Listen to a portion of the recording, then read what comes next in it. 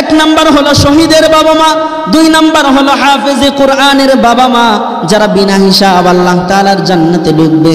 তিন নাম্বার হলো ওই সন্তানের বাবা মা যেই সন্তানগুলো নাবালক অবস্থায় দুনিয়া থেকে বিদায় নিয়েছে। চার নাম্বার হলো ওই সন্তানের বাবা মা যেই সন্তানটা দুনিয়াতে জন্মই নিয়েছে অন্ধ অবস্থায়, দুনিয়াতে জন্মই নিয়েছে পাগল অবস্থায়, দুনিয়াতে জন্মই নিয়েছে প্রতিবন্ধী অবস্থায়। এরকম সন্তানের বাবা মাও বিনা হিসাব আল্লাহ তাআলার জান্নাতে যাবে। হযরত জিবরাইল আলাইহিস সালাতু ওয়াস সালাম এসে হাজির হয়ে বলে, ইয়া রাসূলুল্লাহ আপনি কি করতেছেন আল্লাহ জানতে চায়। নবীজি বলে, আমি যুদ্ধের ময়দানে যাওয়ার জন্য সাহাবায়ে কেরামের লিস্ট করতেছি, সাহাবায়ে কেরামের নামগুলো সিরিয়াল ভাবে লিস্ট করতেছি। সেই জিবরাইল আমিন নবীজিকে ডাক দিয়া বলে, ইয়া রাসূলুল্লাহ আসমানের মধ্যে আল্লাহ তাআলাও ফেরেশতাদেরকে নিয়ে জান্নাতের ভিতরে একটা লিস্ট করতেছে, কে কার আগে জান্নাতে যাবে। তবে আল্লাহর লিস্টে সর্বপ্রথম যেই সাহাবীর নামটা উল্লেখ করা হয়েছে এটা হলো আপনার এই ছোট্ট সাহাবীর নাম। তখন নবীজি অবাক হয়ে গেলেন, ছোট্ট সাহাবীকে জিহাদের ময়দানে যাওয়ার জন্য ঘোষণা দিয়ে দিলেন। আমার বোঝানো উদ্দেশ্য হলো আল্লাহ তাআলা বলেন জিহাদে যারা শরীক হয়ে যুদ্ধের ময়দানে শাহাদাত বরণ করে তারা বেহিসাব আল্লাহ তাআলার জান্নাতে যাবে। শুধু তাই না, তারা মৃত্যুবরণ করে না, আল্লাহ কোরআনে জানিয়ে দিয়েছেন তারা মরে না, তাদের উত্তম রিজিকের ব্যবস্থা আল্লাহ তাআলা করে থাকেন শহীদদের জন্য। আমার বোঝানোর উদ্দেশ্য ছিল চার প্রকার বাবা মা সৌভাগ্যবান, বিনা হিসাব আল্লাহ তাআলার জান্নাতে যাবে। তাদের মধ্যে এক প্রকার হলো শহীদের বাবা মা, কিয়ামতের ময়দানে হিসাব ছাড়া আল্লাহ তাআলার জান্নাতে ঢুকে যাবে। মুসলমান পিতামাতা তখনই একজন দামি পিতামাতা হবে, সম্মানী পিতামাতা হবে যখন মুসলমান পিতামাতা তাদের উপরে যে অর্পিত দায়িত্ব এবং কর্তব্য ছিল এগুলি যখন তারা সঠিকভাবে আদায় করবে তখন আল্লাহ তাআলার কাছে সেই মুসলমান বাবা মা সবচেয়ে দামি পিতামাতায় পরিণত হবে। সেই হিসাবে আজকের আলোচনা হলো ভাগ্যবান পিতামাতা, ভাগ্যবান বাবা মা ওই সমস্ত বাবা মা যাদের গড়ে চার প্রকারের সন্তান আছে। কয় প্রকার?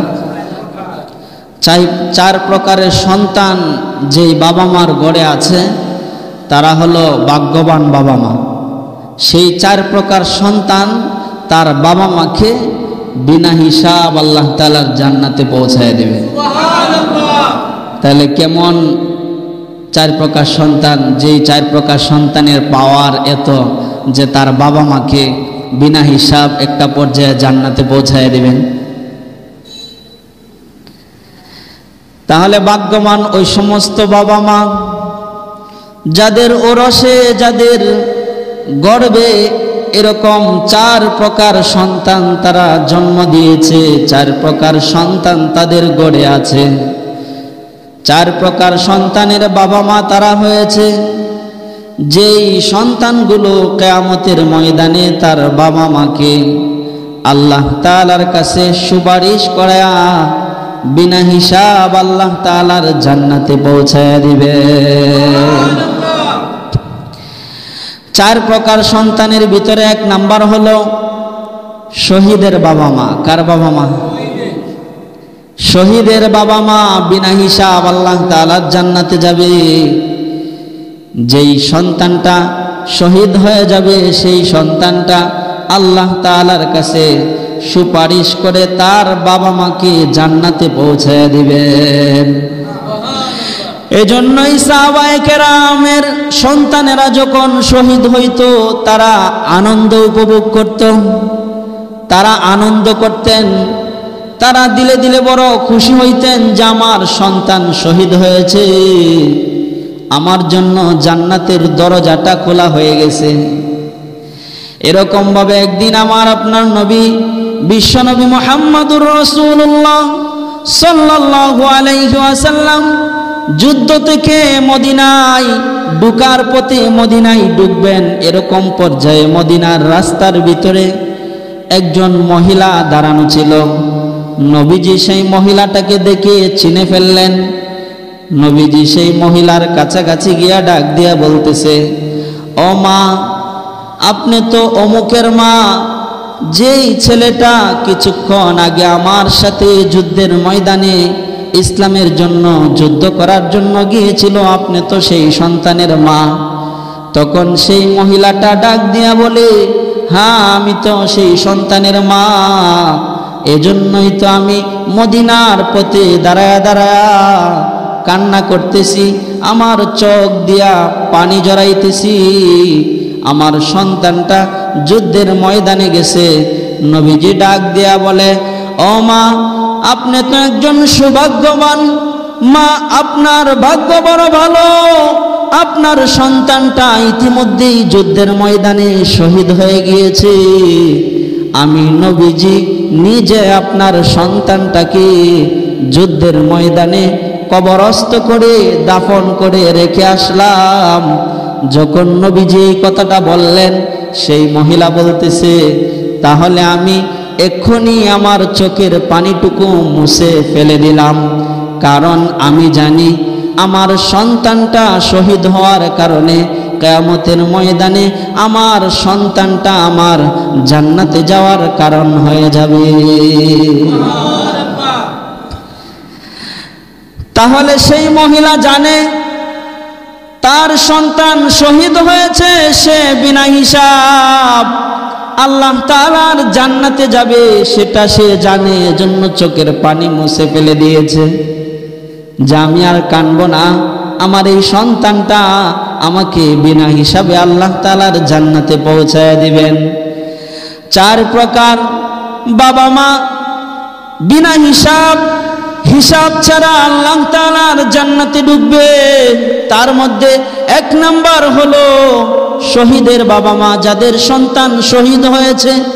এজন্যই নবীর যুগে যাদের সন্তানগুলো শহীদ হইতো তারা বড় আনন্দ উপভোগ করত, আল্লাহর কাছে বারবার বলতো, আল্লাহ, আমার সন্তানটা যেন যুদ্ধের ময়দানে গিয়া ইসলামের জন্য শহীদ হয়ে যায়।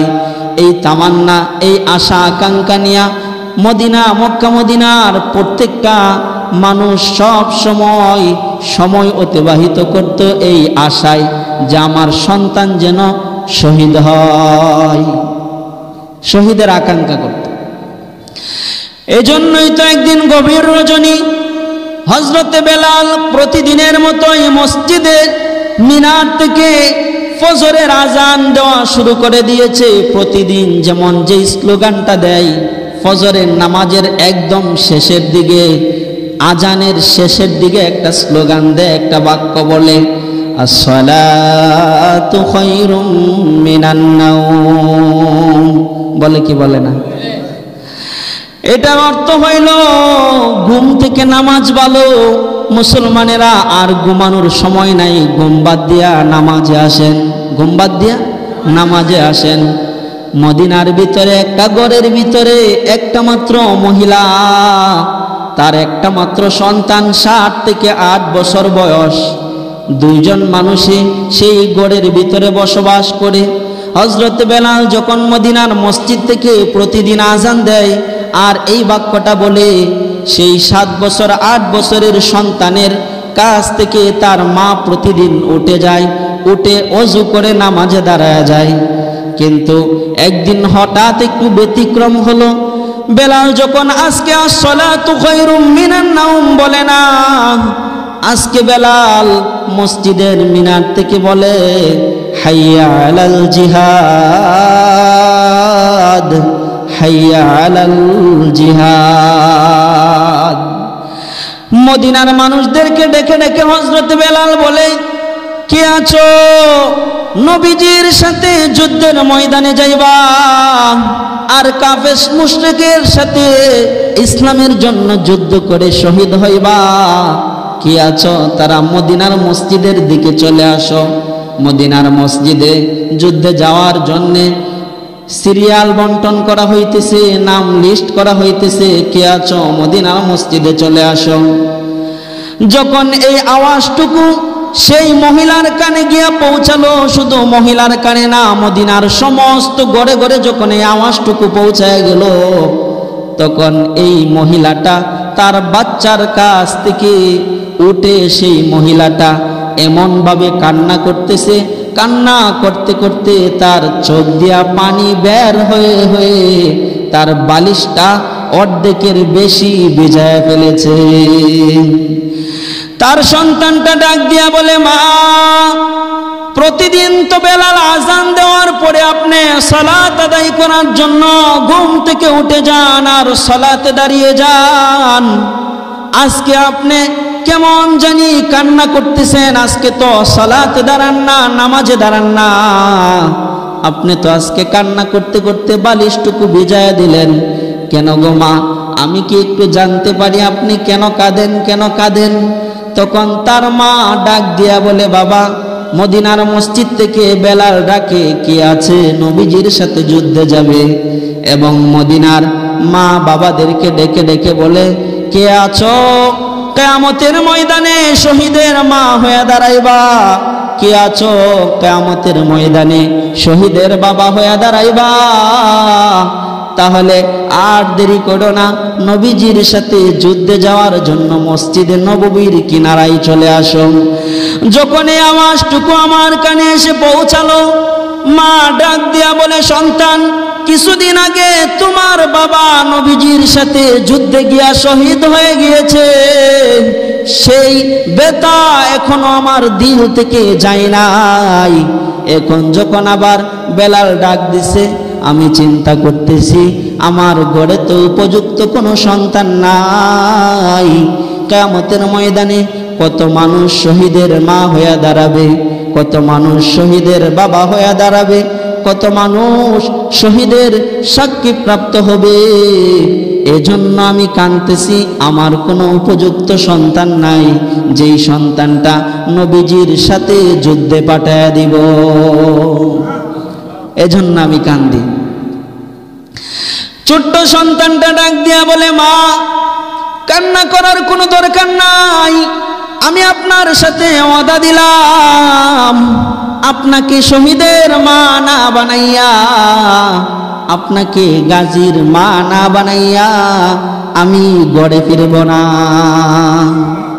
সেই মহিলাটা ফজরের নামাজটুকু আদায় করার পরে এই ছোট্ট বাচ্চাটাকে কুলে নিয়ে মদিনার মসজিদের সামনে গিয়ে হাজির হয়ে গেছে। হাজির হয়ে দেখে সাহাবায়ে কেরাম লাইন ধরতেছে নাম লেখানোর জন্য। এই মহিলাটা তার বাচ্চাটাকে নিয়ে সাহাবায়ে কেরামের লাইনে দাঁড়িয়ে গেল। সাহাবায়ে কেরাম বলতেছে, ও মদিনার মহিলা, যুদ্ধে তো মহিলাদেরকে নেওয়া হয় না, যুদ্ধে তো এই ছোট বাচ্চাদেরকে নেওয়া হয় না, তো আপনি কেন এসে দাঁড়াইলেন? সেই মহিলাটা বলে যে, ও সাহাবীরা, আমি যুদ্ধে যাওয়ার জন্য এসে দাঁড়াই নাই, আমার কোলে একটা সন্তান আছে, যেই সন্তানটাকে আমি যুদ্ধে পাঠানোর জন্য পুরুষের লাইনে এসে আমি দাঁড়ায় গেছি। সাহাবায়ে কেরাম এত করে বুঝাইতেছে, ছোট্ট সন্তান মহিলাদেরকে যুদ্ধে নেওয়া হয় না। কোনোভাবেই তার মা সেই মহিলাটা বুঝে না। সেই মহিলাটা বলে, আমার সন্তানটা যাওয়ার জন্য বড় ইচ্ছুক। তারপরেও সাহাবায়ে কেরাম বলে, না না, নেওয়া হবে না। এক পর্যায়ে যখন উভয়ের কথাবার্তায় একটু জুড়ে মহিলাটা চেঁচামেচি করে উঠল, এই আওয়াজটুকু আমার আপনার নবী বিশ্বনবী মুহাম্মাদুর রাসূলুল্লাহ সাল্লাল্লাহু আলাইহি ওয়াসাল্লামের কানে গিয়া পৌঁছায় গেছে। নবীজি ডাক দেয়া বলে, ও সাহাবায়ে কেরাম, কি হয়েছে? কিসের জন্য এই মহিলা চেঁচামেচি করে? সাহাবায়ে কেরাম বলে, এই মহিলা ছোট্ট একটা বাচ্চা নিয়ে এসেছে, যুদ্ধের ময়দানে পাঠাবে। নবীজি এই কথাটা শোনার পরে একটু আগায় এসে মহিলাটার সাথে আস্তে আস্তে বলতেছে, মা, ছোট সন্তান এবং মহিলাদেরকে যুদ্ধে নেওয়া হয় না। মহিলাটা বলে, আমার সন্তানটা যাওয়ার জন্য বড় ইচ্ছুক, বড় যেতে চাই। এজন্য আমি নিয়ে এসেছি। নবীজি তাকে বললেন, ছোট্ট বাচ্চা এবং মহিলাদেরকে যুদ্ধে শরীক করা যায় না, এই বাচ্চাটা দিয়ে আমি যুদ্ধের ময়দানে কি কাজ করব, কি করব এই বাচ্চাটা দিয়ে। তখন মহিলাটা ডেকে ডেকে বলে, দেখেন কারে কয় আশিকে রাসূল। এই সাহাবীর ঘটনাটা থেকে দুইটা জিনিস শিক্ষা নেওয়া যায়। একটা হলো প্রকৃত নবীকে মুহাব্বতকারী ব্যক্তি কেমন হতে পারে, আর একটা হলো শহীদের মা হওয়ার তামান্না তার দিলের ভিতরে কতটুকু। মহিলাটা ডাক দিয়া বলে, নবী, আমার সন্তানটা যদিও ছোট, আমি জানি যুদ্ধের ময়দানে কোনো কাজে আসবে না, তবে আমি বলতে চাই, আপনি যখন যুদ্ধের ময়দানে যাবেন, ডান দিক থেকে শত্রুরা যখন আপনাকে তীর নিক্ষেপ করবে, তখন আমার এই ছোট্ট সন্তানটাকে আপনি ডাল হিসাবে ডান দিকে ব্যবহার করবেন। যখন বাম দিক থেকে কাফের মুশরিকেরা আপনার দিকে তীর নিক্ষেপ করবে, তখন আপনি আমার এই ছোট্ট সন্তানটাকে ডাল হিসাবে বাম দিকে ব্যবহার করবেন। আপনার সামনে থেকে যখন কাফের মুশরিকেরা আপনাকে আঘাত করার জন্য তীর নিক্ষেপ করবে, তখন আপনি আমার এই সন্তানটাকে ডাল হিসাবে ব্যবহার করবেন। আমার সন্তানটা তীর লাগতে লাগতে তার বুক সহ পুরা শরীরটা জাজরা হয়ে যাবে, আমি মার এক বিন্দু কষ্ট হবে না। তবে আপনি যদি একটু আঘাতপ্রাপ্ত হন, তাহলে আমি মা সেটা কোনোদিন বরদাস্ত করতে পারবো না। আশিকে রাসূল কারে কই দেখছেন, নবীজিরে কেমনে মহব্বত করছে।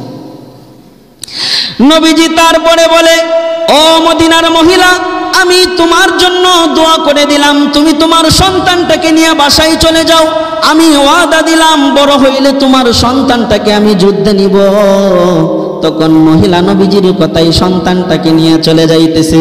একটু দূর যাওয়ার পরে সন্তানটা ডাক দিয়া বলে, ও মা, আমি তো তোমার সাথে ওয়াদাবদ্ধ হয়েছিলাম, শহীদের মা না বানাইয়া কোনোদিন আমি বাড়িতে ফিরব না। মা, তুমি আমাকে ছেড়ে দাও। তখন এই 8 বছরের সন্তানটা মায়ের কুল থেকে লাফিয়ে নেমে গেল। নেমে নবীজির দরবারে দৌড়ায় গিয়া বলতেছি, ইয়া রাসূলুল্লাহ, ইয়া হাবিবাল্লাহ, আপনার সাথে আমার কিছু কথা আছে। নবীজি ডাক দিয়া বলে, কি কথা, বলো বলো। তখন ছোট্ট ছেলেটা বলে, নবীজি, আপনি তো আমাকে চলে যাওয়ার জন্য বলছেন, তবে আমি একটা কথা বলতে চাই। নবীজি বলে, কি কথা? ছোট্ট সেই বালকটা বলে, ইয়া রাসূলুল্লাহ, মানুষ যখন চুলার ভিতরে আগুন জ্বালায়, আমি আমার মার সামনে দাঁড়িয়ে থাকি। আমার মা যখন চুলায় আগুন ধরায়, তখন আমি আমার মার কাছে বসে বসে দেখি আমার মা চুলার ভিতরে সর্বপ্রথম বড় বড় লাকড়িগুলো দেয় না, ছোট ছোট লাকড়িগুলো দেয়। ছোট ছোট লাকড়িগুলো দেওয়ার পরে যখন চুলার ভিতরে আগুন ধরে যায়, তখন আমার মা বড় বড় লাকড়িগুলা ঢুকায় দেয়। আমি বলতে চাই, ইয়া রাসূলুল্লাহ, আপনি যুদ্ধের ময়দানে যাবেন, আমার মতো ছোট্ট বালকটা যখন যুদ্ধের ময়দানে শহীদ হয়ে যাবে, যখন যুদ্ধের ময়দানে আগুন ধরে যাবে, তখন আপনি পাঠাইবেন হানজালার মতো সাহাবীকে, আপনি যুদ্ধের ময়দানে পাঠাইবেন। তখন আপনি উমরের মতো শক্তিশালী সাহাবী যুদ্ধের ময়দানে পাঠাইবেন। তখন আপনি আলীর মতো শক্তিশালী সাহাবী যুদ্ধের ময়দানে পাঠাইবেন। তবে আমার দ্বারা যুদ্ধের ময়দানে আগুনটা আগে লেগে যাবে, আমি ছোট্ট মানুষ, আমি আগে শহীদ হয়ে যাব। নবীজি এই ছোট্ট বালকের এই কথা শোনার পরে নবীজি আশ্চর্য হয়ে গেল। নবীজি বলতেছে, হে বালক, তোমার কথাই বড় আমি আশ্চর্য হয়ে গেলাম। তুমি ছোট্ট বালক, তোমার মাথার ভিতরে এই বুদ্ধিটা কেমন করে আসলো? জিহাদের ময়দানে গিয়া শহীদ হওয়ার তামান্না তো দেখি তোমার দিলের ভিতরে খুব বেশি। তারপরেও নবীজি বলে, ছোট্ট বালক, তুমি যুদ্ধের ময়দানে গিয়া কি করবা, কোন কাজে লাগাবো আমার বুঝে আসে না। ইতিমধ্যেই হযরত জিবরাইল আলাইহিস সালাতু ওয়াস সালাম এসে হাজির হয়ে বলে, ইয়া রাসূলুল্লাহ আপনি কি করতেছেন আল্লাহ জানতে চায়। নবীজি বলে আমি যুদ্ধের ময়দানে যাওয়ার জন্য সাহাবায়ে কেরামের লিস্ট করতেছি, সাহাবায়ে কেরামের নামগুলো সিরিয়াল ভাবে লিস্ট করতেছি। সেই জিবরাইল আমিন নবীজিকে ডাক দিয়া বলে ইয়া রাসূলুল্লাহ আসমানের মধ্যে আল্লাহ তাআলা ও ফেরেশতাদেরকে নিয়ে জান্নাতের ভিতরে একটা লিস্ট করতেছে, কে কার আগে জান্নাতে যাবে। তবে আল্লাহর লিস্টে সর্বপ্রথম যেই সাহাবীর নামটা উল্লেখ করা হয়েছে এটা হলো আপনার এই ছোট্ট সাহাবীর নাম। তখন নবীজি অবাক হয়ে গেলেন, ছোট্ট সাহাবীকে জিহাদের ময়দানে যাওয়ার জন্য ঘোষণা দিয়ে দিলেন। আমার বোঝানো উদ্দেশ্য হলো আল্লাহ তাআলা বলেন জিহাদে যারা শরীক হয়ে যুদ্ধের ময়দানে শাহাদাত বরণ করে তারা বেহিসাব আল্লাহ তাআলার জান্নাতে যাবে। শুধু তাই না, তারা মৃত্যুবরণ করে না, আল্লাহ কোরআনে জানিয়ে দিয়েছেন তারা মরে না, তাদের উত্তম রিজিকের ব্যবস্থা আল্লাহ তাআলা করে থাকেন শহীদদের জন্য। আমার বোঝানোর উদ্দেশ্য ছিল 4 প্রকার বাবা মা সৌভাগ্যবান, বিনা হিসাব আল্লাহ তাআলার জান্নাতে যাবে। তাদের মধ্যে এক প্রকার হলো শহীদের বাবা মা, কিয়ামতের ময়দানে হিসাব ছাড়া আল্লাহ তাআলার জান্নাতে ঢুকে যাবে। এজন্য আমরা যারা বাবা মা আছি, আমার সন্তান জিহাদের ময়দানে শাহাদাতের মৃত্যু হোক, আমার সন্তান শহীদ হোক, যাতে করে বিনা হিসাব কিয়ামতের ময়দানে জান্নাতে যাওয়ার রাস্তাটা খুলে যায়। এটা আমরা চাই কি চাই না? সবাই চাই, কারণ হিসাব দিয়া জান্নাতে যাওয়া বড় কঠিন। 2 নাম্বার, ওই সন্তানের বাবা মা যারা বিনা হিসাব আল্লাহ তাআলার জান্নাতে যাবে তারা হলো ওই সন্তানের বাবা মা যাদের ঔরসে, যাদের গড়ে একটা হাফেজে কুরআন জন্ম নিয়েছে, যার সন্তান একজন হাফেজ হয়েছে, যার সন্তান একজন আলেম হয়েছে, যেই ব্যক্তিটা একজন আলেমের বাবা হয়েছে কিয়ামতের ময়দানে আল্লাহর কাছে সুপারিশ করে এই মা বাবাকেও আল্লাহ তাআলা জান্নাতে দিয়ে দিবেন। 2 নাম্বার, বিনা হিসাব আল্লাহর জান্নাতে যাবে কারা? একজন হাফেজে কোরআনের বাবা মা বিনা হিসাব আল্লাহ তাআলার জান্নাতে ঢুকবে। হাদিসের মধ্যে আসছে মান করাআল কোরআন ওয়া আমিলা বিমা ফীহি, নবীজি বলে যেই ব্যক্তিটা কোরআনে কারীম এর হিফজ করলো, কোরআনে কারীম আয়ত্ত করলো, নবীজি তার মর্যাদা ঘোষণা করার আগে তার বাবা মার মর্যাদা ঘোষণা করে শোনেন। নবীজি তার বাবা মার মর্যাদা ঘোষণা করতে গিয়া বলে যে হাফেজে কোরআনের বাবা মাকে কিয়ামতের ময়দানে এমন সম্মানী একটা টুপি পরিধান করানো হবে, যেই টুপিটার আলো এত পরিমাণ আলোকিত হবে পুরা হাসরের ময়দান সেই সম্মানী টুপির আলোতে পুরা হাসরের মাঠ আলোকিত হয়ে যাবে। উদাহরণ দিয়া নবীজি আরো সহজে বুঝাইছেন। 10 ফিট বাই 12 ফিট একটা ঘর নির্মাণ করলেন, ঘরের কোনো দিক দিয়া এক টুকরা ছিদ্র নাই আলো বের হওয়ার। এই ঘরটার ভিতরে যদি আকাশের চন্দ্রটাকে এনে এই ঘরটার ভিতরে দিয়ে দেওয়া হয়, আর আকাশের চন্দ্রটা যদি তার ডান পিঠে সুন্দরভাবে আলো দেয়, একটু আলো যদি সেই ঘর থেকে বের না হয়, সেই ঘরে কি পরিমাণ আলোকিত হবে বলেন? কি পরিমাণ আলোকিত হবে? এখন 30 লক্ষ মাইল দূর থেকে সূর্য আলো দেয়, অথচ বছরের মাঝে এমন কিছু মাস আছে যেই মাসগুলোতে জমিনে পা রাখা যায় না গরমে। এরকমও দেশ আছে যেই দেশে হাঁটলে পরে পায়ের নিচে টুসকা পড়ে যায় গরমের তাপে, নাই? তাহলে সেই সূর্যটা যদি একটা ঘরের ভিতরে আবদ্ধ জায়গায় যদি আলো দেয়, কেমন আলোকিত হবে? নবীজি বলে তার চেয়ে কোটি কোটি গুণ বেশি আলোকিত হবে কিয়ামতের ময়দানে একজন হাফেজে কোরআনের বাবা মার মাথার ভিতরে যেই সম্মানী টুপিটা পরানো হবে, সেই টুপিটা তার চেয়ে কোটি কোটি গুণ বেশি আলো দিবে। একজন হাফেজে কোরআনের বাবা মার যদি এত পরিমাণ সম্মান হয়, নবীজি আবেগের সাথে বলতেই পারে না যে হাফেজে কোরআন যিনি কোরআন শরীফটা সিনার ভিতরে ধারণ করেছে তার সম্মান কত হবে। নবীজি আবেগে কেমন জানি বলতেই পারতেছে না। সাহাবায়ে কেরামকে বলে, ও সাহাবীরা, এখন তোমরা অনুমান করো যেই ব্যক্তিটা হাফেজে কোরআন তার সম্মান আল্লাহর কাছে কত হইতে পারে। একজন হাফেজে কোরআন তার বাবা মাকে বিনা হিসাব আল্লাহ তাআলা জান্নাতে ঢুকাইয়া দিবেন। হাদিসের মধ্যে আসছে, মান করা আল কোরআন ফাস্তাযহারাহু ফাআহাল্লা হালালাহু ওয়া হাররামা হারামাহু আদখালাহুল্লাহুল জান্নাহ ওয়া শাফাহু ফি আশরাতিন মিন আহলি বাইতিহি কুল্লুহুম ক্বাদ ওয়াজাবাত লাহুন নার। নবীজি হাদিসের ভাষায় বলে, এরকম 10 জন ব্যক্তিকে একজন হাফেজে কোরআন সুপারিশ করে আল্লাহর জান্নাতে ঢুকাইতে পারবে। কুল্লুহুম ক্বাদ ওয়াজাবাত লাহুন নার, যেই 10 জন ব্যক্তির উপর আল্লাহর জাহান্নাম ওয়াজিব হয়ে গিয়েছে, জান্নাত হারাম হয়ে গিয়েছে, জাহান্নাম ওয়াজিব হয়ে গিয়েছে, এরকম 10 জন ব্যক্তিকে একজন হাফেজে কোরআন সুপারিশ করে আল্লাহ তাআলার জান্নাতে পৌঁছায়া দিতে পারে। তার বাবা মা সহ 10 জন ব্যক্তিকে নবীজি বলেন কুল্লুহুম ক্বাদ ওয়াজাবাত লাহুন নার, সুপারিশ করে 10 জন ব্যক্তিকে জান্নাতে ঢুকাইয়া দিতে পারে, তার বাবা মা সহ। তাহলে 4 প্রকার পিতামাতা ভাগ্যবান, সৌভাগ্য, যারা বিনা হিসাব আল্লাহ তাআলার জান্নাতে ঢুকবে। 1 নাম্বার হলো শহীদের বাবা মা, 2 নাম্বার হলো হাফেজে কোরআনের বাবা মা, যারা বিনা হিসাব আল্লাহ তাআলার জান্নাতে ঢুকবে। 3 নাম্বার হলো ওই সন্তানের বাবা মা যেই সন্তানগুলো নাবালক অবস্থায় দুনিয়া থেকে বিদায় নিয়েছে। সুবহানাল্লাহ। নাবালক অবস্থায় সন্তান মারা যায় কিনা? যায় না।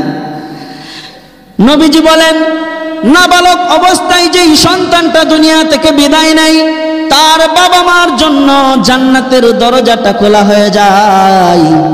সেই বাবা মাটা সরাসরি আল্লাহ তাআলার জান্নাতে ঢুকে যাবে, কোনো বাধা থাকবে না, কোনো হিসাব দেওয়া লাগবে না।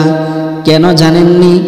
নবীজি হাদিসের মধ্যে বলে, আল্লাহ তাআলা যখন ছোট্ট বাচ্চাটাকে আজরাইল রূহটা কবজ করে নিয়ে যায়, আল্লাহ তাআলা আজরাইলকে বলে, আজরাইল, আমার বান্দার ছোট্ট সন্তানটাকে নিয়ে এসেছস, তুই তার কলিজাটাকে ছিঁড়ে নিয়ে এসেছস। আল্লাহ তাআলা বলে, তুই যে আমার বান্দার কলিজাটাকে ছিঁড়ে নিয়ে আসছস, আমার বান্দাকে আমি সুসংবাদ জানায়া দিলাম। আল্লাহ তাআলা বলেন, ফেরেশতাদেরকে হুকুম করে বলেন, ও ফেরেশতারা, যেমনি ভাবে আমার সেই সন্তানটাকে নিয়ে আসছে, তার বাবা মার কলিজাটা ছিদ্র করে নিয়ে আসছে, কষ্ট দিয়ে নিয়ে আসছে, তার বাবা মার সম্মানটা কতটুকু হবে তোমরা সাক্ষী থাকো। আল্লাহ তাআলা ফেরেশতাদেরকে বলে, ফেরেশতারা, জান্নাতের ভিতরে সেই বাবা মার জন্য একটা প্রাসাদ নির্মাণ করো, যেই প্রাসাদের উপরে নাম লিখে দাও বাইতুল হামদ, সাম্মুহু বাইতুল হামদ। সেই প্রাসাদটার নাম থাকবে বাইতুল হামদ নামে প্রাসাদ। জান্নাতের ভিতরে যতগুলো বাইতুল হামদ নামে প্রাসাদ থাকবে, ঘর থাকবে, নবীজি বলেন সমস্ত বাইতুল হামদ নামে জান্নাতের প্রাসাদগুলোর মালিক হলো তারা যারা জমিনের ভিতরে ছোট্ট অবস্থায় তাদের নাবালক অবস্থায় তাদের সন্তানদেরকে হারিয়া বাপ মা বড় আবেগের সাথে আল্লাহর কাছে কান্নাকাটি করেছে। আল্লাহ তাদের জন্য জান্নাতের ভিতরে আলাদা একটা ঘর নির্মাণ করে দিয়েছে। আলাদা একটা ঘরই তাদের জন্য নির্মাণ হয়ে গেছে, যেটার নাম বাইতুল হামদ।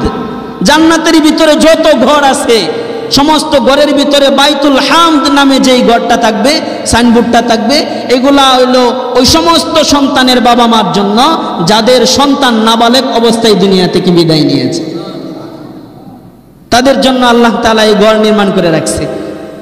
হাসরের ময়দানে সরাসরি আল্লাহ তাআলা তাদেরকে এই ঘরের ভিতরে ঢুকাইয়া দিবেন। এজন্য নাবালক অবস্থায় সন্তান মারা গেলে আফসোস করার কারণ নাই, কষ্ট তো লাগবেই, তবে ধৈর্য ধারণ করতে হবে।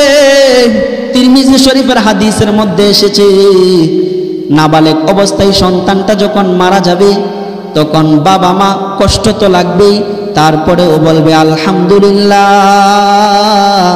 আল্লাহর ফায়সালার উপর আমি সন্তুষ্ট। সাথে সাথে পড়বে ইন্না লিল্লাহি ওয়া ইন্না ইলাইহি রাজিউন। নবীজি বলেন, যেই ব্যক্তিটা এই কাজটা করবে তার সন্তান দুনিয়া থেকে যাওয়ার পরে আল্লাহ তাআলা তাদের জন্য জান্নাতের ভিতরে এই যে প্রাসাদ নির্মাণ করে দিয়েছেন, নামও বরাদ্দ করে দিয়েছেন, তাদের বাবা মা সরাসরি আল্লাহর জান্নাতে ঢুকবে। হযরত আবু হুরায়রা রাদিয়াল্লাহু তাআলা আনহু থেকে হাদিস বর্ণিত, মুসলিম শরীফের ভিতরে আসছে, এক সাহাবী গিয়া বলতেছে আবু হুরায়রার কাছে, এ আবু হুরায়রা, আমার দুইটা সন্তান নাবালেগ অবস্থায় পৃথিবী থেকে বিদায় নিয়েছে, আমার জানার বড় ইচ্ছা, এমন কোন হাদিস কি আছে যে আমার সন্তানগুলোর ব্যাপারে আমি একটু সান্ত্বনা পাই, সান্ত্বনা পাবো, আমাকে একটু সান্ত্বনা দিতে পারবা, এরকম কোন হাদিস কি আছে? আবু হুরায়রা ডাক দিয়া বলে, হ্যাঁ হ্যাঁ, এরকম হাদিস আছে, আমি নবীজির মুখে শুনেছি যে এই ব্যক্তির দুইটা সন্তান নাবালেগ অবস্থায় পৃথিবী থেকে বিদায় নিয়েছে, আল্লাহ তাআলা বলেন ওই ব্যক্তিটা জাহান্নামের ভিতরে আর তার ভিতরে মজবুত একটা দেয়াল তৈরি করে দিয়েছে। জাহান্নামের সাথে তার সাথে মজবুত একটা দেয়াল তৈরি করে দিয়েছে, অর্থাৎ তার জন্য জান্নাতের রাস্তা খুলে গেছে। শুধু তাই না, একজন মহিলা ছোট্ট বাচ্চা কয়েকদিন আগে দুনিয়াতে এসেছে, কুলে নিয়া নবীজির দরবারে হাজির হয়ে গেছে। হাজির হয়ে বলতেছে, ইয়া রাসূলুল্লাহ, এই যে আমার ছোট্ট সন্তানটা নিয়ে আপনার দরবারে হাজির হইলাম, আপনি আমার সন্তানের জন্য একটু দোয়া করেন, কারণ এর আগে আমি আমার 3টা সন্তান হারাইছি, 3 সন্তান এর আগে হারাইছি, এই জন্য দিলে বড় ভয়, আপনি একটু দোয়া করে দেন আল্লাহর কাছে, আমার সন্তানটা যেন আল্লাহ তাআলা বাঁচায় রাখেন। নবীজি ডাক দিয়া বলে, ও মহিলা, চিন্তার কোনো কারণ নাই, তোমার যেই 3টা সন্তান পৃথিবী থেকে বিদায় নিয়েছে, 3টা সন্তান পৃথিবী থেকে বিদায় নেওয়ার কারণে আল্লাহ তাআলা তোমার জন্য জান্নাতের রাস্তাটা উন্মুক্ত করে দিয়েছে। শুধু তাই না, আনাস ইবনে মালিক রাদিয়াল্লাহু তাআলা আনহু নবীজির 10 বছরের খাদেম। কয় বছরের? 10 বছরের খাদেম আনাস ইবনে মালিক রাদিয়াল্লাহু তাআলা আনহু, তিনি বর্ণনা করেন, একজন মহিলা নবীজির কাছে গিয়া বলতেছে, ইয়া রাসূলুল্লাহ, যাদের একটা সন্তান দুনিয়া থেকে নাবালেগ অবস্থায় বিদায় নিয়েছে তাদের জন্য কি পুরস্কার? নবীজি বললেন, তাদের জন্য আল্লাহ তাআলা জান্নাতের ভিতরে প্রাসাদ বানায় রেখেছেন, তারাও বিনা হিসাব আল্লাহ তাআলার জান্নাতে যাবে। মহিলা জিজ্ঞাসা করে, যে ব্যক্তিটার 2টা সন্তান নাবালেগ অবস্থায় পৃথিবী থেকে বিদায় নিয়েছে তার জন্য কি পুরস্কার? নবীজি বলেন, সেই ব্যক্তিটাও আল্লাহ তাআলার জান্নাতে যাবে। শুধু তাই না, আনাস ইবনে মালিক রাদিয়াল্লাহু তাআলা আনহু বলেন, যেই সন্তানটা নাবালেগ অবস্থায় মারা গেল, এই সন্তানটা কিয়ামতের ময়দানে তার মার আঁচল ধরে ফেলবেন, আঁচল ধরে টেনে টেনে আল্লাহ তাআলার জান্নাতে নিয়ে যাবে। কারণ হাদিসের মধ্যে এসেছে, নাবালক সন্তানেরা মরে যাওয়ার পরে তারা প্রজাপতি হইয়া, পাখি হইয়া আল্লাহ তাআলার জান্নাতে চলে যায়, যাদেরকে নিয়ে হযরত ইব্রাহিম আলাইহিস সালাতু ওয়াস সালাম জান্নাতের ভিতরে খেলাধুলা করে। নাবালক অবস্থায় যারা মারা যায়, শুধু তাই না, আনাস ইবনে মালিক বলে, নাবালক সন্তানেরা তার মাকে তার নাভির যে নার আছে সেই নার দিয়া পেঁচায় পেঁচায় একজন নাবালক সন্তান তার মা বাবাকে আল্লাহ তাআলার জান্নাতে ঢুকাইয়া দিবে। তাহলে নাবালক অবস্থায় সন্তান মারা গেলে লাভ আছে না? তবে ধৈর্য ধরা তো কষ্ট, কি বলেন? ধৈর্য ধরতে পারলে উত্তম পুরস্কার আছে, উত্তম পুরস্কার আছে। এখন সন্তান মারা যাবে, সন্তান তো নেই না, কয়টা নেয়? একটা মারাই যাবে কি আর বাঁচবই কি? মারাই যাবে কি আর বাঁচবেই কি? সন্তান লাগাতার নিলেন পরে না, হয়তোবা একজনের হায়াত কম হওয়ার কারণে দুনিয়া থেকে চলে যাবে, জান্নাতের রাস্তা খুলে যাবে, কি বলেন? এখন তো জন্ম নিয়ন্ত্রণে খুব বেশি জোরদার, একটা হইলে ভালো, 2টা হইলে আরো ভালো, আর বেশি যাতে না হয়, আর বেশি যাতে না হয়। 3 প্রকার সন্তানের, 4 প্রকার সন্তানের বাবা মা বড় সৌভাগ্যবান, ভাগ্যবান, বিনা হিসাব আল্লাহ তাআলার জান্নাতে যাবে।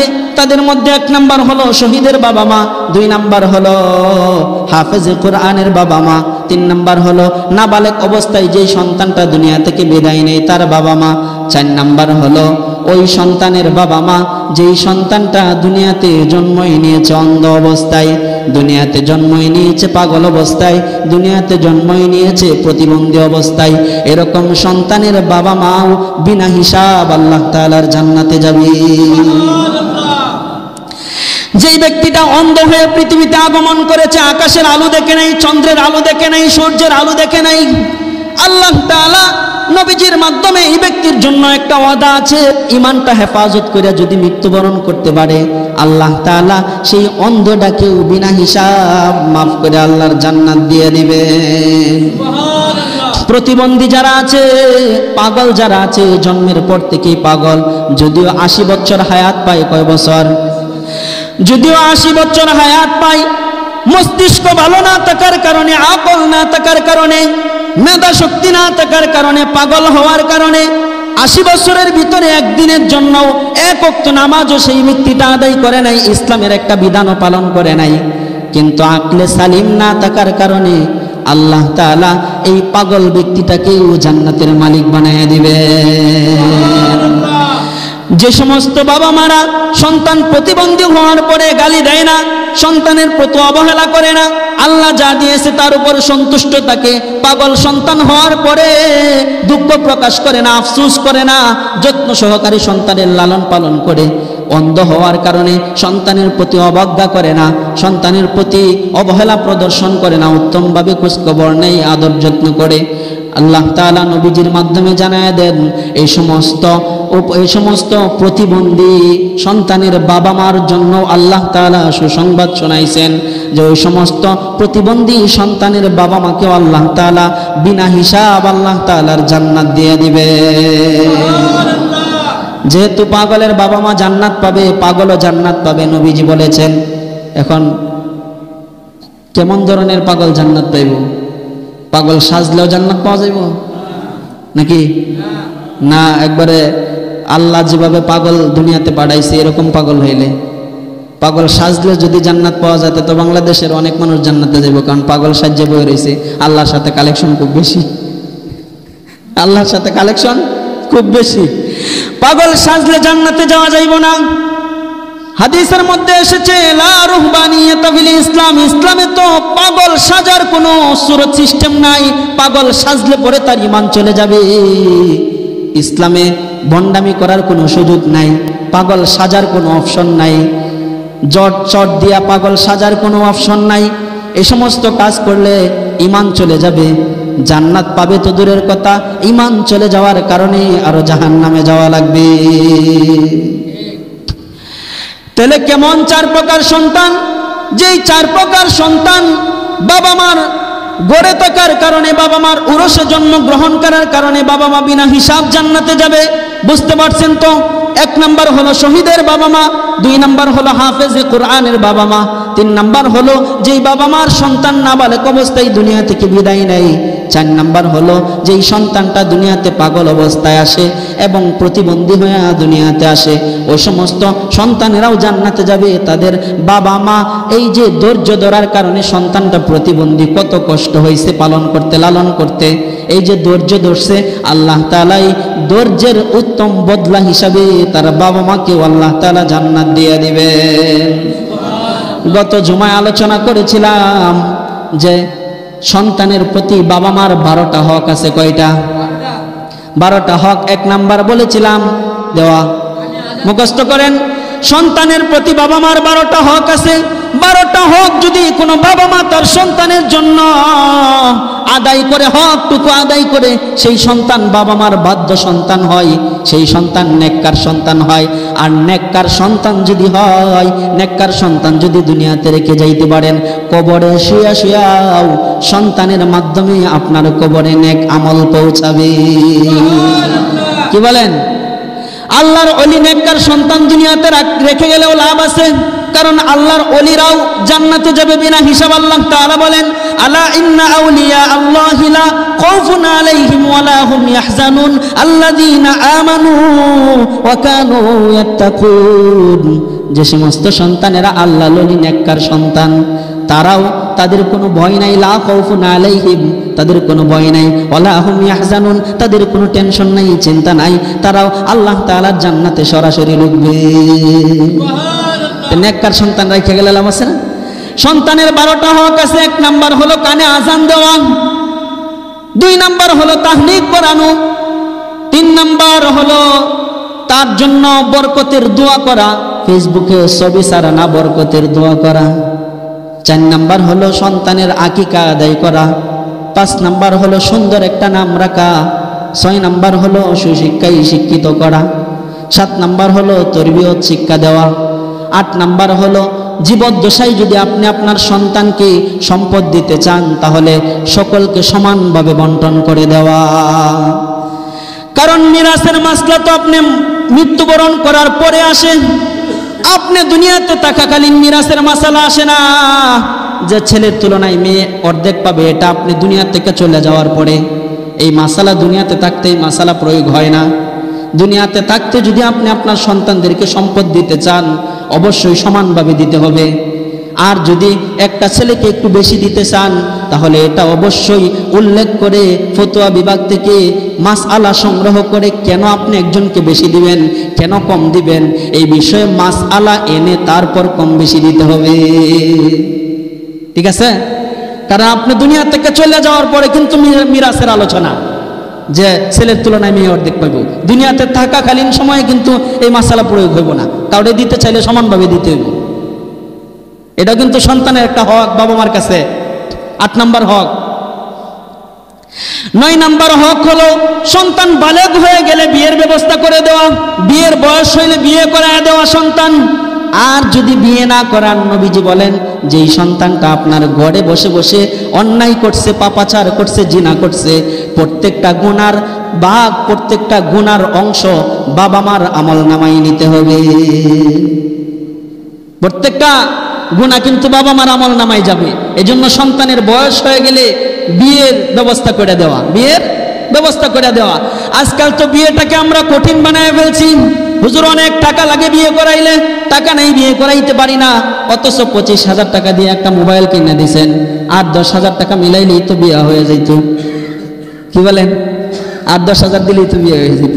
25,000 দিয়ে মোবাইল দিয়েছেন একটা, আর 10,000 হইলে 35,000 দিয়ে বিয়ে হয়ে যেত। ঠিক না? এজন্য সন্তানের বিয়ের বয়স হইলে বিয়ে করায় দেওয়া।